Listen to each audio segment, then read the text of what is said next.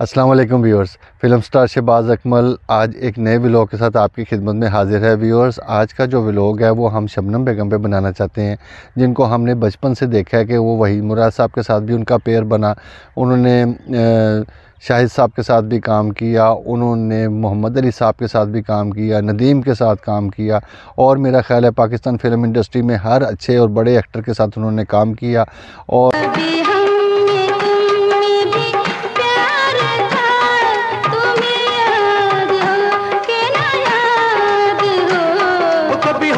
बहुत सी फ़िल्में उन्होंने बनाई, बड़ी बड़ी नामवर फ़िल्में बनाई।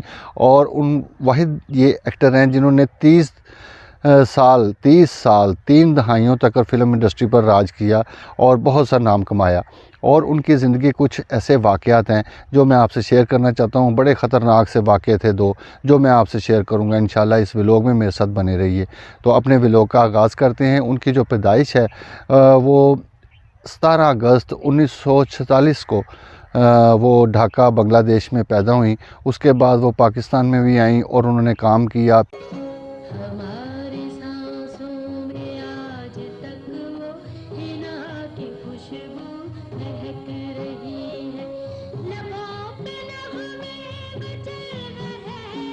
और व्यूअर्स, शबनम बेगम की जो हम सब फ़ैन हैं, पूरे पाकिस्तान उनका फ़ैन है, उनको चाहता है। और बड़ी बड़ी प्यारी फ़िल्मों में जैसे कि आप जानते हैं उन्होंने काम किया, तो हम सब तो उनके फ़ैन हैं। लेकिन शबनम बेगम किसकी फ़ैन है वो भी मैं आपसे ज़िक्र करूंगा। तो उनकी फ़िल्मों का हम आगाज़ करते हैं।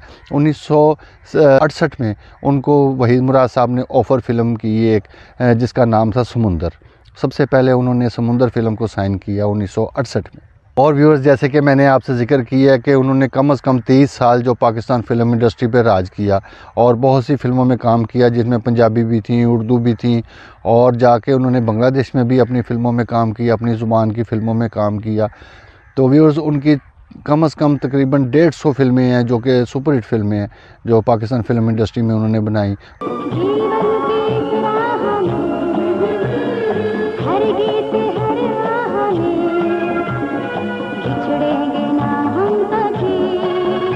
इतनी ज़्यादा सुपरहिट फ़िल्में, उनमें से जो चंद मेरे ज़हन में आ रही हैं बड़ी, जिनका नाम हुआ पाकिस्तान फ़िल्म इंडस्ट्री में, उनमें आखिरी स्टेशन एक फ़िल्म थी।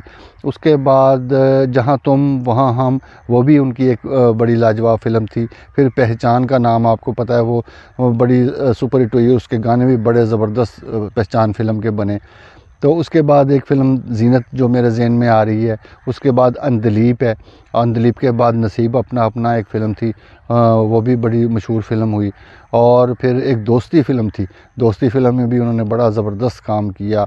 और एक फ़िल्म थी आज और कल, वो भी बड़ी प्यारी फ़िल्म थी। जो उस ज़माने में आपको पता है फ़िल्मों का तो राज होता था।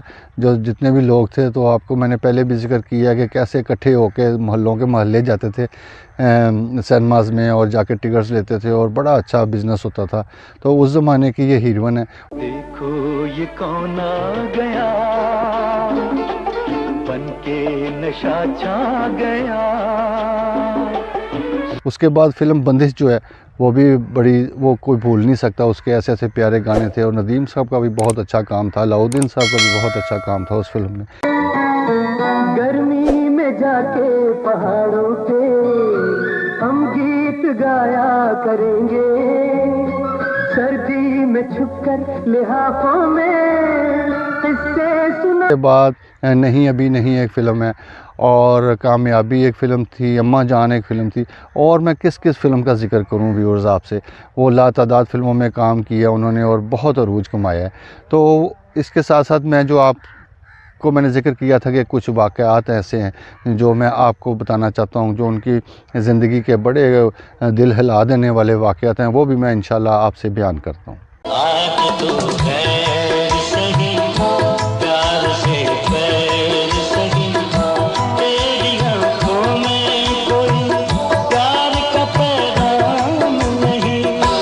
कि हमारे पंजाब का एक इलाका है खुशाब, तो वहाँ के बंदयाल फैमिली जो थे वो सियासतदान थे, और उन्होंने वो बड़े ना फ़ैन थे, जैसे कि हम लोग फ़ैन हैं। शबनम बेगम के, तो उन्होंने एक गलत तरीका इख्तियार किया कि वो आधी रात को गुलबर्ग में जो घर था शबनम बेगम का, उसमें वो डकैती की एक सिचुएशन बना के तो वो घुस गए और शबनम बेगम के साथ छेड़खानी भी की और बड़ी बदतमीज़ी की और घर में सारी रात उन्होंने गुजारी। तो उसके बाद उन पे पर्चा हो गया, बड़ा वो वाक़या था। हम उस वक्त ज़रा छोटी उम्र थी हमारी, लेकिन ये वाक़या बहुत बड़ा था। उसके बाद उनको जो सारे लोग थे, उनके साथी थे, बंदयाल फैमिली के जो मेन कैरेक्टर था उसके साथ, उन सब को सज़ाए मौत हो गई, क्योंकि वो बड़ा सख्त उस वक्त लॉ चल रहा था, ज़ियाउल हक साहब का वो ज़माना था। और इस वाक़े के बाद उन्होंने अपना जो जहन था वो हिजरत की तरफ कर लिया और पाकिस्तान छोड़कर बांग्लादेश शिफ्ट हो गई और कुछ अरसा वहाँ रहने के बाद 1988 में वो दोबारा पाकिस्तान आई और फिल्म इंडस्ट्री में उन्होंने काम शुरू कर दिया और काफ़ी काम उनका होने लग गया। वो हमारी आंखों के सामने काफ़ी उन्होंने काम किया उस दौर में दोबारा।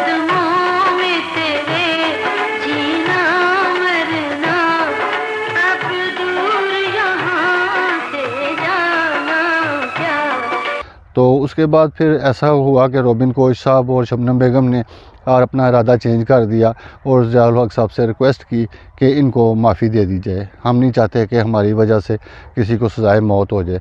फिर ज़ियाउल हक साहब ने उनको उनकी जो सज़ा थी वो चेंज कर दी, उनकी सज़ाए मौत तोड़ के तो उनको उम्र कैद के लिए उनकी जो सज़ा थी वो हो गई। वो बाद में बंदयाल साहब जो थे वो इमरान खान साहब के साथ इस दौर में भी आके तो पीटीआई में शामिल हो गए, लेकिन जब इमरान खान साहब को पता लगा कि ये सारा वाक़या इन लोगों के ऊपर हुआ था शबनम बेगम का, तो उन्होंने जो था उनको आउट कर दिया अपनी पीटीआई से। उन्होंने कहा कि भाई हम आप लोगों के साथ नहीं चल सकते। तो क्यों कि इमरान खान जो थे इनका भी ताल्लुक़ था शबनम बेगम के साथ बड़ा प्यारा। वो कुछ इस तरह का वाक़या कि शबनम बेगम जो थी वो फ़ैन थी इमरान खान साहब की, तो वो अपने मियाँ से ज़िक्र करती थी कि भाई मुझे बड़ा अच्छा लगता है ये लड़का, ये जो क्रिकेट का वो बड़ा अरूज था उन पे, उन्होंने वर्ल्ड कप भी जीता था और सारा कुछ। तो जो मियाँ दाद साहब जो थे वो उनके रॉबिन गोश साहब के साथ दोस्ताना था उनका, बड़ा अच्छा उनका रिलेशनशिप था। तो उन्होंने कहीं अब सिफारिश करके तो इमरान खान साहब को बुला लिया और शबनम बेगम ये कहती हैं कि मैं हैरान हो गई, मैं शूटिंग से जिस दिन वापस आई, एक दिन आई तो रॉबिन गोश साहब के सामने इमरान खान साहब बैठे हुए थे उनके घर के अंदर। तो कहते हैं मैं तो खुशी का कोई ठिकाना ना रहा और फिर मैं बड़ा अच्छा उनके साथ टाइम स्पेंड किया, उनकी बड़ी अच्छी खिदमत की, खाना वाना खिलाया और बहुत सी हमने तीनों ने बैठ के बातें की।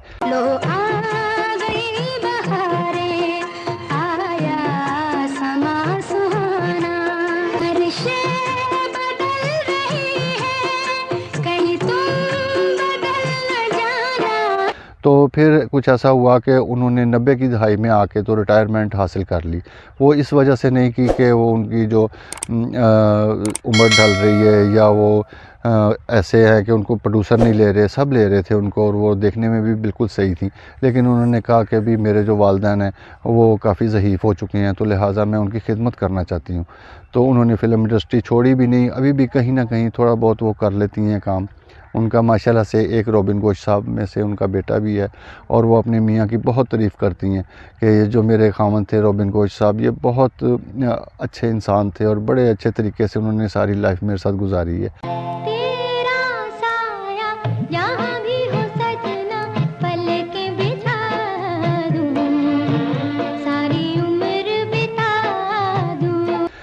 तो व्यूअर्स इसके साथ ही मैं अपने व्लॉग का अख्ताम करता हूँ। हमारी दुआ है कि सब शादो आबाद रहें और मैं आपका शुक्रिया अदा करता हूँ कि आप इतने टाइम निकालते हो इतना और मेरा व्लॉग देखते हो और लाइक करते हो, तो मैं आपका तहे दिल से शुक्रगुज़ार हूँ। तो व्यूअर्स इंशाल्लाह नेक्स्ट व्लॉग में, प्यारे से व्लॉग में दोबारा मुलाकात हो जाएगी। तब तक के लिए अल्लाह हाफ़िज़।